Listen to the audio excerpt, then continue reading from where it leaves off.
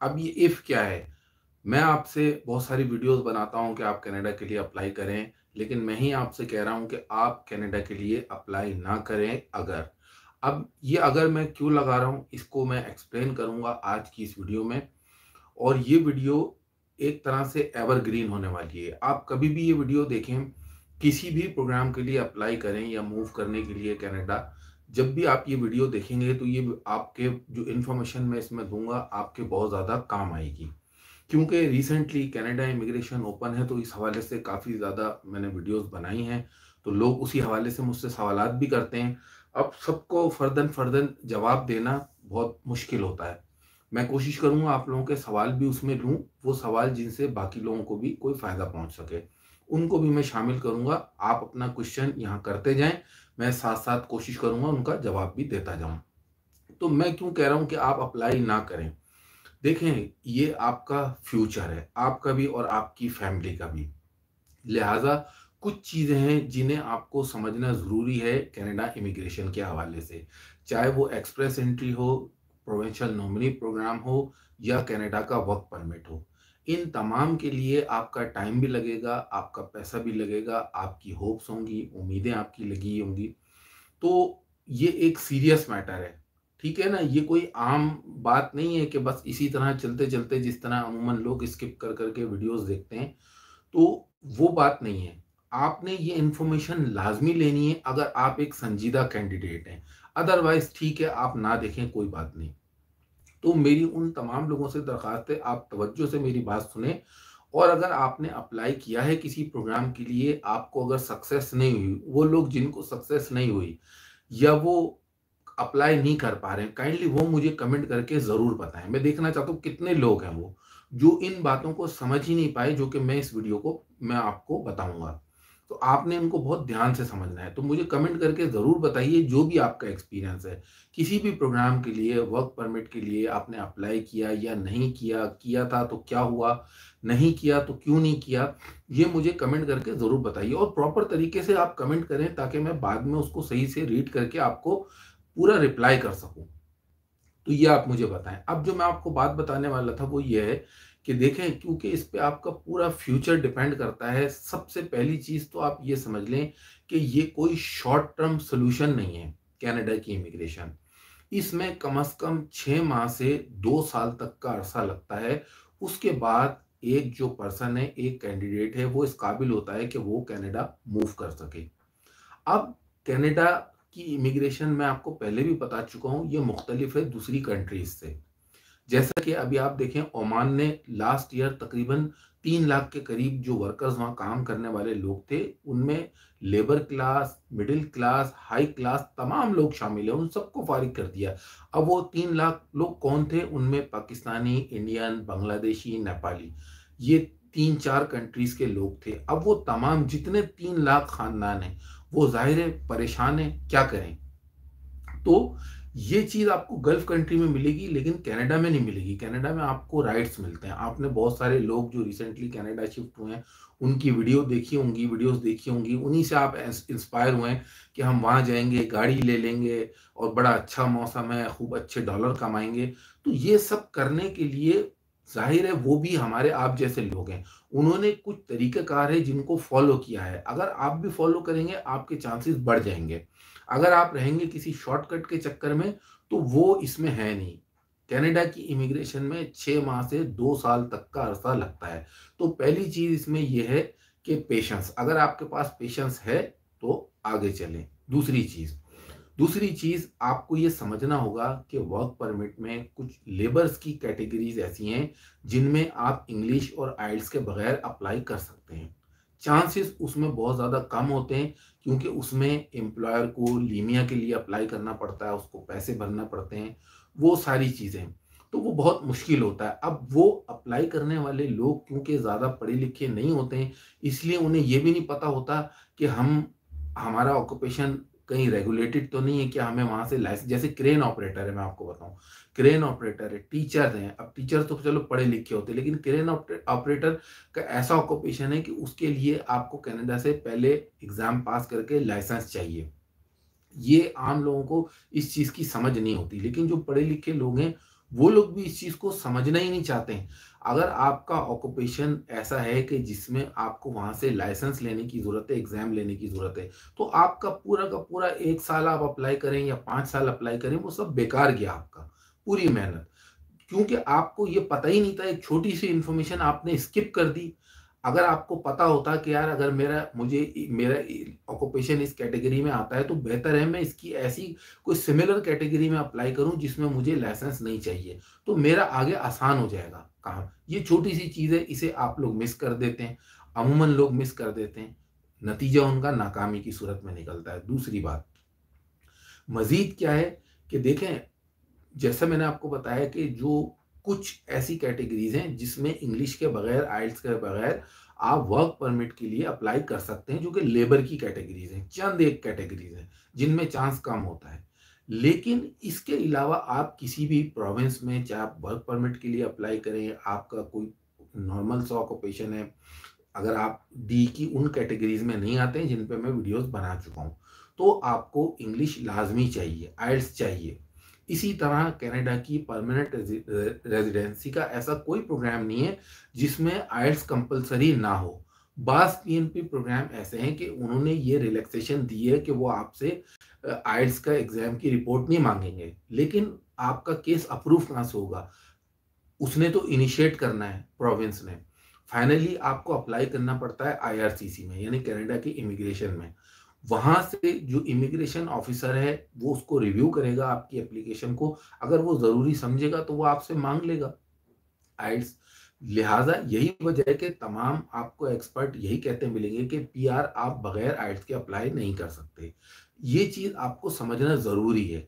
कुछ basic requirements हैं हर programme की, अगर आप उनको पूरा करते हैं तभी आप आगे कदम बढ़ाएँ। किसी को पैसे देने से या किसी की हेल्प लेने से कि मेरी हेल्प कर दें, ये चीज़ें स्किप हो नहीं सकती। ये मैं आपको बिल्कुल क्लियरली बता रहा हूँ।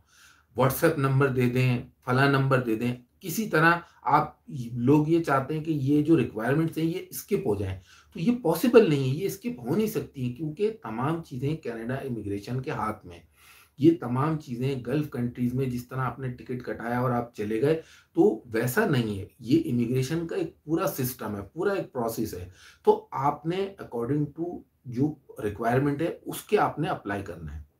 तो ये चंद बातें थी ज़रूरी, मैं आपको इसका नटशेल बता देता हूँ कि देखें, सबसे पहला स्टेप ये है कि मैंने कहा, जैसा कि मेरे वीडियो का टॉपिक है, don't apply for Canada if आप कनाडा के लिए अप्लाई ना करें अगर आप ये जो 3-4 बुनियादी चीज़ें मैंने आपको बताई हैं, इन्हें आप समझने के लिए तैयार नहीं हैं। क्योंकि आप ये समझेंगे, जो मेरे सब्सक्राइबर हैं, जो मेरे व्यूअर्स हैं, वो मेरे लिए वैल्यूएबल है। मैं उनको बिला वजह कोई झूठी बात नहीं कर सकता। ये चीज़ें ऐसी हैं जिनको स्किप नहीं किया जा सकता, जो मैंने आपको बताया है। नतीजा क्या होगा, जब आप ब्लाइंडली अप्लाई कर देंगे तो आप कभी अपनी किस्मत को दोष देंगे, कभी किसी कंसल्टेंट को दोष देंगे और कभी कोई आपके साथ फ्रॉड कर जाएगा, जैसा कि बहुत सारे लोगों के साथ होता है। तो ये छोटी-सी चंद 4 चीज़ें हैं, अगर आप इनको पूरा कर सकते हैं, तो तभी फिर आप आगे प्रोसेस करें। ये कोई आसमान से उतरी हुई चीज़ नहीं है। आजकल आप यूट्यूब पर देखें, जो लोग कनाडा में रिसेंटली या कुछ अरसे में शिफ्ट हुए हैं, वो हमारे आप जैसे लोग हैं और बहुत ज़्यादा तादाद में, वो भी इसी तरीके से गए। ऐसा नहीं है कि कोई बंदा किसी जुगाड़ लगा के गया, 100 में से कोई एक आध शायद अगर हुआ, तो हुआ। अदरवाइज़ ये बेसिक चीज़ें जिनको इस चीज़ की समझ होती है, वही लोग फिर सक्सेसफुल होते हैं। मैंने आपको बताया कि आपने ये तो ज़हन से निकाल दें कि आइल्स आपको चाहिए ही चाहिए इमिग्रेशन के लिए, सिवाय इसके कि लेबर की चंद आप कैटेगरीज़ के लिए, जिसके लिए मैंने आपको बताया कि आप अप्लाई कर सकते हैं। तो ये आपने करना है, अपने डॉक्यूमेंट्स का असेसमेंट आपने कनाडा से करवाना है और साथ-साथ आपने ये देखना है, चाहे आप किसी ऐसे प्रोग्राम के लिए अप्लाई कर रहे हैं, जिसमें जॉब ऑफ़र की ज़रूरत नहीं है। उस सूरत में भी आपकी एम्प्लॉयबिलिटी को देखता है इमिग्रेशन, आपकी एप्लीकेशन अप्रूव करने से पहले। या प्रोविंस में आप अप्लाई करते हैं तो प्रोविंस भी इस बात को देखेगा कि ये बंदा यहाँ आएगा तो ये एम्प्लॉयबल भी है, यहाँ आके इसको काम भी मिलेगा या नहीं मिलेगा। उस सूरत में अगर आपका ऑक्यूपेशन ऐसा है कि जिसमें आपको एग्ज़ाम और लाइसेंस की ज़रूरत है, तो वो आपकी कॉल आएगी नहीं, आपका नंबर आएगा ही नहीं। आप यही सोचेंगे कि मेरे तो नंबर भी इतने थे, मैं तो क्वालीफ़ाई भी करता हूँ या करती थी, लेकिन फिर भी मेरा नहीं हो पा रहा है। तो वजह क्या थी? एक छोटी-सी चीज़ थी जिसे आपने मिस कर दिया। मैंने अपनी कुछ रीसेंट वीडियोज़ में इसका सॉल्यूशन बताया, लेकिन ज़्यादातर लोगों ने वो वीडियो स्किप कर दी, नहीं देखी वीडियो। क्योंकि उसमें उनको कोई ऐसी मज़ेदार या मसालेदार या कोई ऐसी अट्रैक्टिव बात सुनने को नहीं मिली। तो मैंने आपसे बताया कि उसके लिए और बहुत सारे फोरम्स हैं, एन्जॉयमेंट के लिए। ये हमारा जो कंटेंट है ये नॉलेज बेस्ड होता है और इस पे डिपेंड करता है एक एप्लीकेंट का फ्यूचर। लिहाजा हम आपको वही बात बता सकते हैं जो एग्जिस्ट करती है। ठीक है ना? तो ये चीज़ें एग्जिस्ट करती हैं जो मैंने आपको बताया कि आप अपने अच्छी तरह अपने ऑक्यूपेशन के बारे में आपको पूरी मालूमात होनी चाहिए। एक और चीज़, जो लोग तमाम चीज़ों पे पूरा भी उतरते हैं, फिर भी वो कहते हैं कि सर क्या करें? अभी आपको पता है 2 साल से ये पैंडेमिक का सिलसिला चल रहा है। इसमें तमाम चीज़ें स्लो हैं। कनाडा इमिग्रेशन चल रहा है। नॉमिनेशन अब उसकी और ज़्यादा फ़ास्ट हो गई है। लेकिन मैं उनकी बात कर रहा हूँ कि जो अपना जॉब ऑफ़र लेके किसी जैसे एआईपीपी का मैंने रिसेंटली वीडियो बनाई है, उसमें एम्प्लॉयर्स की लिस्ट मैंने आप लोगों ने जिन लोगों ने वो वीडियो देखी है, किस-किस को वो एम्प्लॉयर्स की लिस्ट मिल गई। मैंने वीडियो के डिस्क्रिप्शन में लिंक दिया था। ज़्यादातर लोग हैं उनको यही नहीं पता कि डिस्क्रिप्शन वीडियो का होता क्या है और लिंक को हमने एक्सेस कैसे करना है। वो ज़िप फ़ाइल है, उसमें चारों प्रोविंस के जो डेज़िग्नेटेड एम्प्लॉयर्स हैं, उनकी लिस्टें मैंने उस फ़ोल्डर में रख दी हैं। आपने वो डाउनलोड करना है। अब अगर फ़ोन में आपके वो ऑप्शन नहीं है, तो आपको प्रॉब्लम होगी। इसलिए पीसी या लैपटॉप में ये करने के काम है। लिंक मैंने उस वीडियो के डिस्क्रिप्शन में दिया है, उसके बावजूद मैं कुछ हज़ार के करीब लोगों को मैन्युअली ईमेल के ज़रिए भी भेज चुका हूँ। तो बहुत मुश्किल होता है कि इतने लोगों को, जब लिंक मौजूद है, आपने उसको फ़ॉलो करना है, जहाँ चारों लिस्टें आप डाउनलोड कर लें। रिज़्यूमे का फ़ॉर्मेट मैं अपनी हर वीडियो में बोलता हूँ, आपको बिल्कुल फ्री मैंने लोगों को प्रोवाइड किया है। आपको चाहिए, आप मेरी वेबसाइट पे चले जाएँ, नहीं तो जो कोई भी मेरी एक प्रीवियस वीडियो देख ले, आपको उसमें नीचे लिंक मिल जाएगा, आप लिंक पे जाएँ, उसको डाउनलोड कर लें, उसमें क्या मसला है? ये छोटी-छोटी चीज़ें जब तक आप इनको सॉल्व नहीं करेंगे, तो आप आगे का प्रोसेस कैसे करेंगे? इन चीज़ों को समझना बहुत ज़रूरी है। ठीक है? तो अब मैं आप लोगों के कुछ सवालात जो कि ओवरऑल होंगे, उनको मैं देख लेता हूँ। सर नहीं मिली मुझे। सर आपने मैं वीडियो का डिस्क्रिप्शन में अगर आप देखेंगे या आप मेरी वेबसाइट पे चले जाएँ pixtube.com पे, उस पे आपको एआईपीपी कनाडा की पूरी एक पोस्ट मिल जाएगी, वहाँ आप नीचे जाएँ, लिंक आप तलाश करें। ये चीज़ें देखें, ये तो आपको करना पड़ेगा ना एक्सप्लोर, समझने के लिए मामलात को। अगर आप समझेंगे नहीं, इसमें मेरा कोई फ़ायदा नहीं है। मैं आपके फ़ायदे के लिए बता रहा हूँ। तो जब तक आप समझेंगे नहीं, आप आगे कैसे स्टेप लेंगे?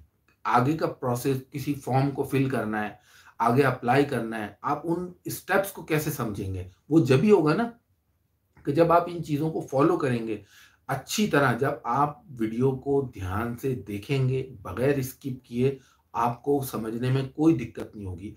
मेरी पूरी कोशिश होती है कि मैं ईज़ी करके आप लोगों को तमाम स्टेप्स बताऊँ। Sir thank you very much, जो साहब दुआएँ दे रहे हैं। क्वेश्चन पूछें, जो आपका क्वेश्चन है। क्या एआईपीपी अटलांटिक इमिग्रेशन पायलट प्रोग्राम ये लास्ट ईयर है, आखिरी चांस है। जो कोटा है वो इस ईयर में कंज़्यूम होगा एआईपीपी का। जिन जो लोग मेरी इस बात को समझ रहे हैं और उनकी कुछ एलिजिबिलिटी बनती है उस प्रोग्राम के हिसाब से, मिनिमम उसमें आइल्स चाहिए, मिनिमम उसमें रिक्वायरमेंट्स हैं। कोई आपको सीआर से स्कोर नहीं चाहिए, लेकिन ज़्यादातर लोगों ने देखी नहीं वो, इससे पहले वाली जो मेरी वीडियोज़ है। आप वीडियो के सेक्शन में जाएँ, वो वीडियो ज़रूर देखें। वजह ये है कि ये लास्ट ईयर है, 3 साल के लिए पायलट प्रोग्राम होता है, तो अटलांटिक पायलट प्रोग्राम भी 3 साल के लिए। अब आगे वो एक्सटेंड होता है या नहीं, वो बात की बात है। फिलहाल ये 2021 तक है एआईपीपी कनाडा, और इस साल में जो भी उनका कोटा होगा वो कंज्यूम कर लेंगे, यानी वो सिलेक्शन उसमें हो जाएगा। लिहाजा अगर आप चाहते हैं उसमें बहुत ज़्यादा, मैंने उसमें कहा सिवाय डी, जो एनओसी है डी, उसके अलावा 0 ए बी सी तमाम लोग उसमें अप्लाई कर सकते हैं। तो बहुत बड़ा मैदान है, खुला मैदान है समझ लें। उसके अलावा चार चार प्रोविंस हैं, चार चार प्रोविंस हैं। चंद मिनट की जो मैंने आपको टिप्स बताई हैं कि आपने किस तरह अप्रोच करना है, आप अगर उसको स्किप कर देंगे तो आप कभी भी नहीं समझ पाएंगे। ये ज़रूर है कि आपको पता होना चाहिए कि आजकल पेंडेमिक है, मुश्किल है, कि एम्प्लॉयर्स की तरफ से आपको रिस्पॉन्स मिले, कम लोगों को मिलेगा। उसके लिए आप लिंक्डइन पे जाएँ, फिर वो लोग फिर वही सवाल घूम फिर के करते हैं कि ये तो सिर्फ़ जो कनाडा में लोग हैं उनके लिए हैं। तो ऐसे मोटे दिमाग के लोगों को मैं 1000 बार बता चुका हूँ कि कनाडा की इमिग्रेशन अगर सिर्फ़ कनाडा के लोगों के लिए होती तो पूरा प्रोग्राम बंद हो जाता। दुनिया भर से लोग वहाँ पहुँचते ही नहीं। ये एक तरह से आप कह लें डिस्क्लेमर होता है जो एम्प्लॉयर को देना पड़ता है, ठीक है ना? जब आपको एक ईमेल आप सही से नहीं लिखेंगे, जो सब्जेक्ट की जगह में पूरी-पूरी ईमेल आपने लिखी हुई है, पूरी कॉपी पेस्ट करके आपने अपनी रिज़्यूमे धड़ाधड़ भेज दी, वो कभी आगे एम्प्लॉयर तक पहुँचेगी नहीं। मैंने कितने लोगों को जो रिज़्यूमे है उसका फॉर्मेट दिया है, उसके बावजूद लोगों ने उस पे, क्योंकि मैंने जो वीडियो उसके साथ भेजी, जो ट्यूटोरियल था उसका कि रिज़्यूमे बनाते कैसे हैं, वो देखी नहीं लोगों ने। तो क्या किया, बना तो ली रिज्यूमे कैनेडियन फॉर्मेट के मुताबिक, लेकिन उसमें तस्वीर लगा दी, जहाँ जहाँ कंपनीज में काम किया उनके लोगोज लगा दिए। हालांकि मैंने आपको उस वीडियो ट्यूटोरियल में बताया था कि जो कैनेडियन फॉर्मेट की रिज्यूमे होती है उसमें लोगो नहीं लगता है, किसी किस्म के कोई फॉन्ट और फॉर्मेटिंग जो है वो यूज नहीं की जाती है, आगे तक वो सीवी पहुंचेगी नहीं, पहले ही सिस्टम में वो आगे डस्टबिन में चली जाएगी आपकी रिज्यूमे।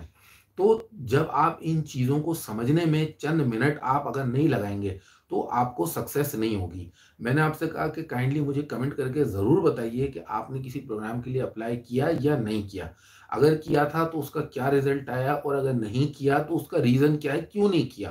ताकि मैं इस चीज़ को समझ सकूँ और आगे जाके मैं उन चीज़ों को एड्रेस करूँ फिर। विज़िटर्स वीज़ा सर देखें, अभी ट्रैवल रिस्ट्रिक्शन लग गई हैं दोबारा कनाडा की तरफ से। तो फ़िलहाल तो आप भूल जाएँ विज़िटर्स वीज़ा। अगर आपका कोई वहाँ ऐसा रिलेटिव नहीं है जो इमरजेंसी में आपको बुलाए और आप ये इंश्योर कर सकें कि हाँ, इमरजेंसी पर्पज़ में मुझे कनाडा जाना पड़ रहा है, उस सूरत में तो आप अप्लाई कर दें, वीज़े बंद नहीं है, सिर्फ़ ट्रैवल रिस्ट्रिक्शंस हैं। तो आप जा सकते हैं। अगर आप एक नॉर्मल विज़िटर की तरह अप्लाई करना चाहते हैं तो फ़िलहाल वेट करें, जब तक ये कोविड वगैरह का सिलसिला ये ख़त्म नहीं होगा, विज़िटर्स वीज़ा अप्लाई ना करें, क्योंकि उसका कोई फ़ायदा नहीं है, अभी सबमिशन भी नहीं होगी। ठीक है? उसके अलावा आप लोगों का क्या है, ह्यूमन रिसोर्सेज़ मैनेजर के लिए कनाडा के कौन से प्रोविंस में? सर ह्यूमन रिसोर्स मैनेजर कोई ऐसा मैं क्या आपसे कहूँ, वो भी एक ऑक्यूपेशन है। कनाडा के तमाम प्रोग्राम्स के लिए आप अप्लाई कर सकते हैं, सिवाय चंद एक के। आप मुझे प्रोग्राम का नाम बताएँ कि आपने कौन से प्रोग्राम में कोशिश की, देखा आपने अपने किसी प्रोग्राम में कि आपका एचआर का जो ऑक्यूपेशन है वो उसमें है या नहीं है? आप मुझे बताएँ कौन सा प्रोग्राम ऐसा है जिसमें आपके लिए लिखा है कि एचआर के लोग अप्लाई नहीं कर सकते? आप मुझे बताएँ मैसेज करके। आपने कितनी उसकी इन्फॉर्मेशन को एक्सप्लोर किया अपने ऑक्यूपेशन के हिसाब से? बताएँ आप मुझे।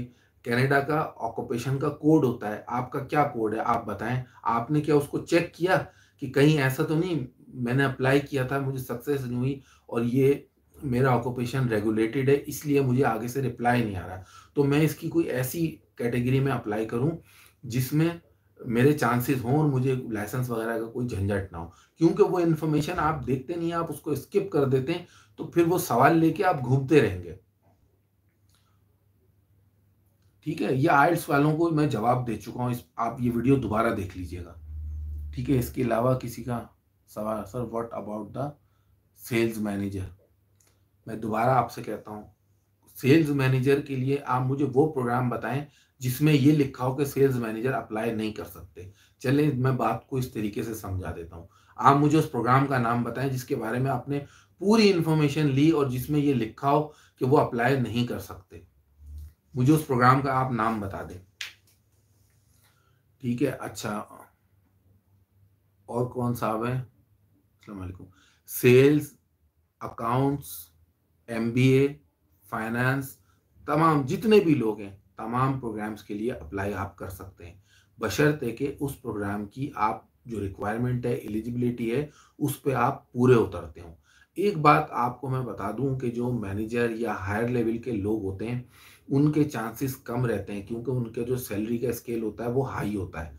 इसलिए जो भी कैनेडियन एम्प्लॉयर या कंपनी है या इमिग्रेशन आपको देने वाले लोग हैं, वो आपको कंसीडर इसलिए नहीं करते हैं, ये एक आप कह लें कि थ्योरी है, क्योंकि जो आपका पे स्केल है वो हाई है, तो हाई पे स्केल में चांसेस बहुत ही ना होने के बराबर होते हैं।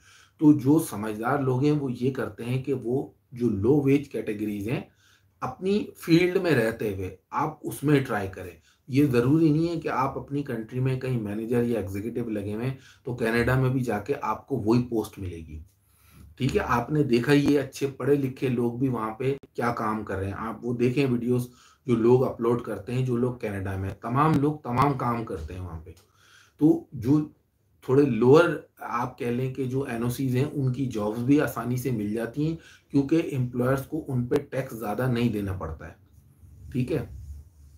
तो जो लोग नए हैं, दोबारा आप वही सवाल मुझसे पूछ रहे हैं, वो लोग मेरी कुछ वीडियोज़ हैं, रीसेंट वीडियोज़, वो वीडियोज़ ज़रूर देखें। और आपने आज की इस वीडियो को लाइक या डिसलाइक नहीं किया और कमेंट भी आप लोगों के जो ज़्यादा हैं, वो जर्नल कमेंट हैं। आप प्रोग्राम के हिसाब से बताएँ, sir job hunting for sales या आपका कोई भी ऑक्यूपेशन है, कोई भी ऑक्यूपेशन है, जॉब हंटिंग के लिए मैं पूरी डिटेल एक वीडियो बना चुका हूँ। आप मेरे चैनल पे थोड़ा-सा सर्च कर लें वर्क परमिट वाली वीडियो पे, आपको मिल जाएगी। 3 टिप्स मैंने आपको बताई हैं। अब मैंने उसमें कुछ चीज़ों को ऐड किया है, नई चीज़ों को। वो क्या है कि आपने क्योंकि मेरे एक्सपीरियंस में ऐसे भी लोग आए जो जिन्होंने तमाम चीज़ों को फ़ॉलो किया, उसके बावजूद उनका आगे से रिस्पॉन्स उनको नहीं मिल रहा है।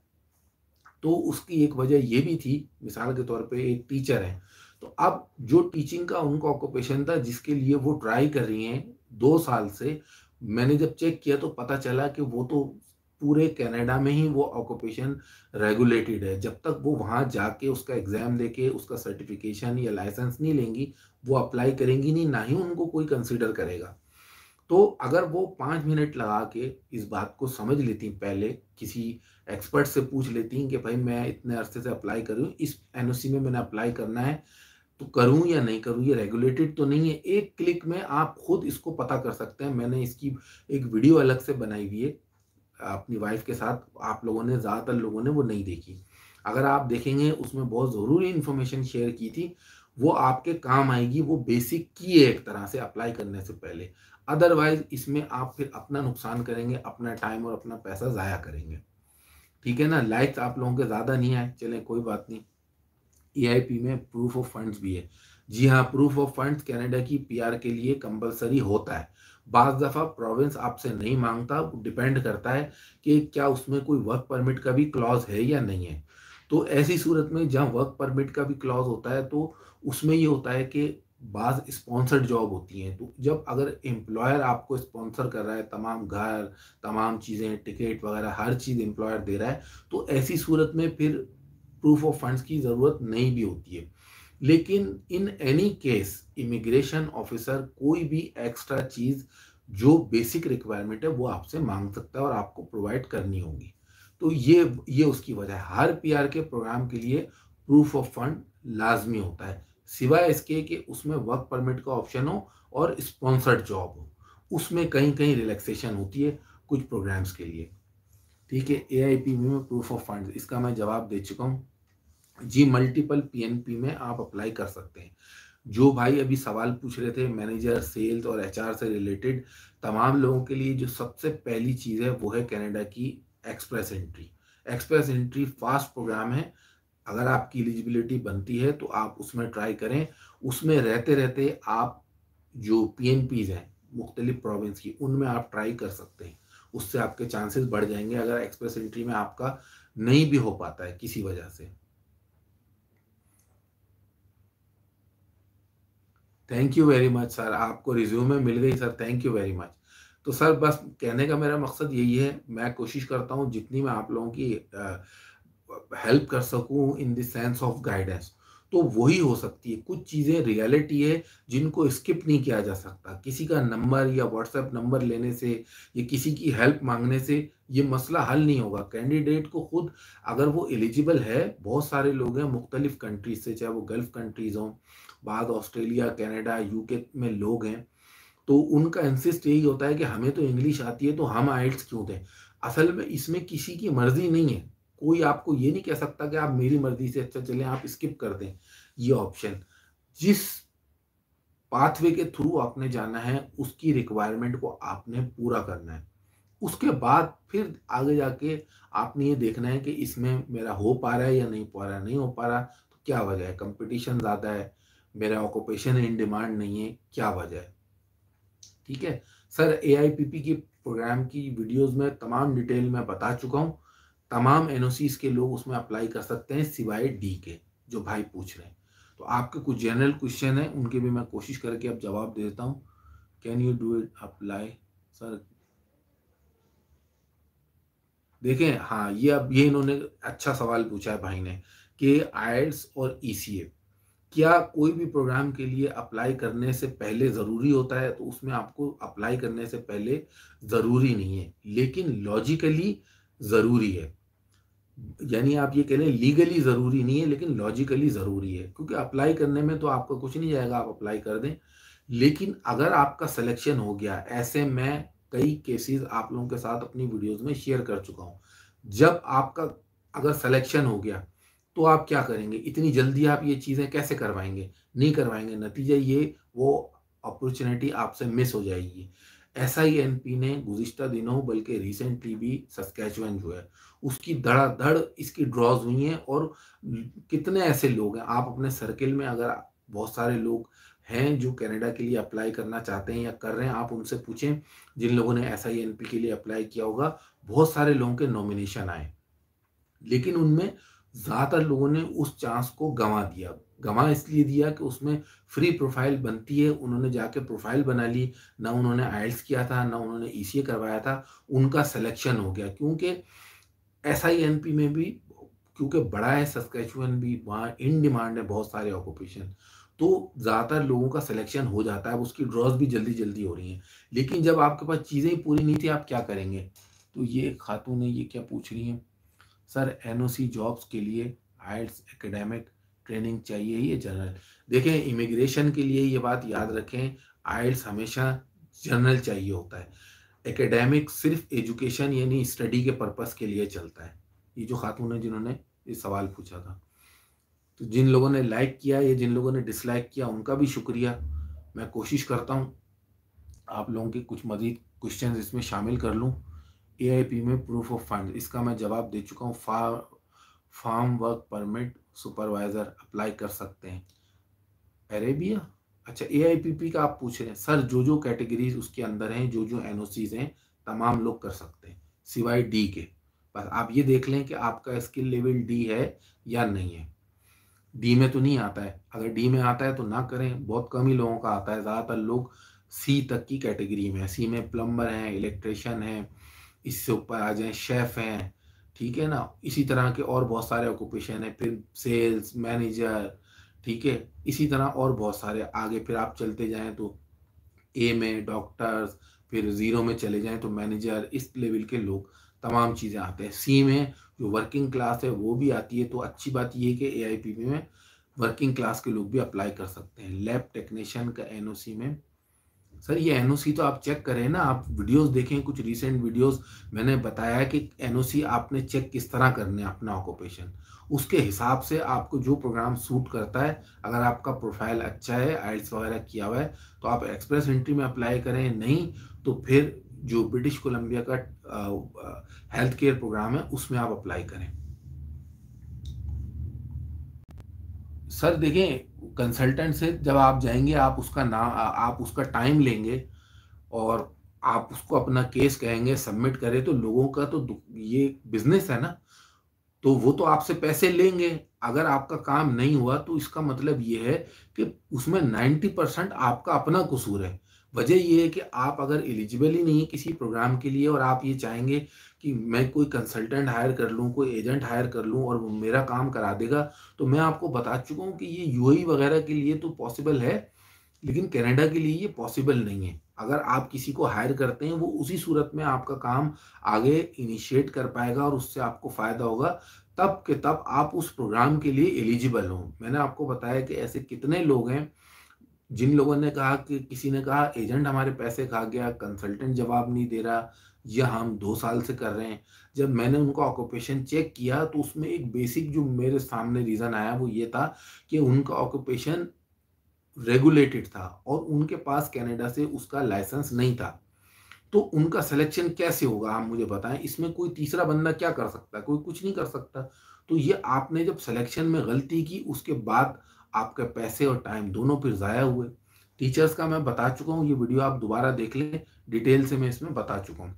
टीचर्स के कुछ नॉन रेगुलेटेड ऑक्यूपेशन है, उनमें आप अप्लाई करें, आपके चांसेस ज़्यादा होंगे अगर आपके पास लाइसेंस नहीं है। ठीक है, और किसी भाई का कोई सवाल, हार्वेस्टिंग लेबर पे पूरी वीडियो मैंने बनाई है सर, वो देखें। बांग्लादेश आइल्स 4.5 कहना है अप्लाई, बिल्कुल आप एआईपीपी के लिए अप्लाई कर दें, अटलांटिक इमिग्रेशन के लिए, एसआईएनपी के लिए आप अप्लाई कर सकते हैं, या फिर इतने आइल्स पे आप और भी कई ऐसी पीएनपीज हैं जिनमें आप अप्लाई कर सकते हैं। ठीक है, बांग्लादेश से जो भाई पूछ रहे हैं, मैनीटोबा, सर मैनीटोबा की मैं बात इसलिए नहीं करूँगा कि वो वहाँ पे आपका कोई रिलेटिव होना चाहिए, अदरवाइज वो कोई ऐसी पीएनपी नहीं है। जिनमें कुछ इजी ऑप्शंस होते हैं वही इन्फॉर्मेशन शेयर करता हूँ। मैंने मैनीटोबा पे कोई वीडियो नहीं बनाई इसीलिए, क्योंकि उसमें कोई आपका वहाँ रिलेटिव होना ज़रूरी है, और 99% ऐसे लोग हैं कि जिनके वहाँ रिलेटिव्स नहीं हैं। जिनके हैं उन्हें फिर इस इन्फॉर्मेशन की ज़रूरत नहीं है, उनको पता है क्या करना है, वो चले ही जाते हैं, अपना काम करवा लेते हैं। Construction employers in demand eight pi but country province don't show any job requirement please.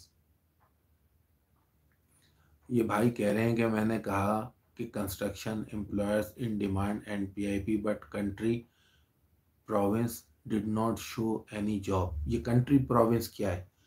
Country province तो जॉब शो नहीं करती है। जॉब शो तो आपको जॉब बैंक कनाडा करेगा, इंडीड पे आपको जाना पड़ेगा। जब आपको ये नहीं पता कि अप्लाई कैसे करना है, पूरी इन्फॉर्मेशन नहीं होगी, तो आपको समझ कभी भी नहीं आएगा। आपने वो वीडियो पूरी नहीं देखी होगी कि अप्लाई क्या करना है। और इन केस अगर आपको कोई ऐसा ऑक्यूपेशन है जिसकी जॉब आपको नज़र नहीं आ रही है, तो इसका मतलब ये है कि वो नहीं होगी इन डिमांड। आपको टाइम टू टाइम इसको चेक करना पड़ेगा, क्योंकि वक्त के साथ साथ चीज़ें बदलती हैं। जो एम्प्लॉयर आज हायर कर रहा है, ज़रूरी तो नहीं कि 1 हफ्ते बाद भी वो हायर कर रहा होगा, या 1 महीने बाद भी वो हायर कर रहा होगा। तो चीज़ें चेंज होती रहती हैं, रिक्वायरमेंट्स चेंज होती रहती हैं। अगर किसी को कंस्ट्रक्शन के 10 लोग चाहिए थे और उसने हायर कर लिए, तो वो दोबारा तो हायर नहीं करेगा ना। फिर किसी और ऑक्यूपेशन की जॉब्स होंगी, वो इन डिमांड होंगी। तो आपने अपने हिसाब से देखना है। कनाडा बहुत बड़ा है, बहुत सारे उसके प्रोविंस हैं 13, उनमें आप सर्च करें कि कहाँ इन डिमांड है, आप वहाँ अप्लाई करें उस हिसाब से। तो मैं ज़्यादातर लोगों के जवाब दे चुका हूँ। उम्मीद करता हूँ मैंने कुछ की पॉइंट्स आपको इस वीडियो में बताए हैं। आप कभी भी ये वीडियो देखेंगे, अगर आपने ध्यान से मेरी बातों को समझा होगा, ये इन्फॉर्मेशन आपके बहुत काम आएगी। आप कनाडा के लिए तब तक अप्लाई ना करें तब तक आप उसके लिए पूरी तरह तैयार नहीं हैं। आपको जो बेसिक इन्फॉर्मेशन है वो नहीं है। और वो बेसिक इन्फॉर्मेशन क्या है कि आपको, अगर आप इमिग्रेशन के लिए, परमानेंट रेजिडेंसी के लिए अप्लाई कर रहे हैं, तो आपको अपने डॉक्यूमेंट्स का असेसमेंट कराना होगा, आइल्स आपको करना होगा, और आपने ये देखना होगा कि आया कि आपके ऑक्यूपेशन वहाँ लाइसेंस तो नहीं है, उसको यानी सर्टिफिकेशन की ज़रूरत तो नहीं है। अगर है, आप चेक कर सकते हैं, मैंने तरीका बताया हुआ है, एक क्लिक पे आपको समझ आ जाएगा कि क्या करना है। अगर है, तो फिर आप उसकी सिमिलर कैटेगरी में आप लोअर एनओसी में अप्लाई करें। अगर आपकी एनओसी ऐसी है जिसमें कनाडा में सैलरी लेवल बहुत ज़्यादा हाई है और आपका नहीं हो पा रहा है, तो एक रीज़न ये भी हो सकता है। तो आप थोड़ी-सी जो लो वेज आपकी फील्ड से रिलेटेड है, उसमें आप ट्राई करें। तो ये कुछ टिप्स थी कनाडा इमिग्रेशन के हवाले से। आप लोगों का जो भी सवाल है, आप यहाँ मुझे कर दें। मैं कोशिश करूँगा बाद में आप लोगों को इसका रिप्लाई दूँ। वीडियो देखने का शुक्रिया।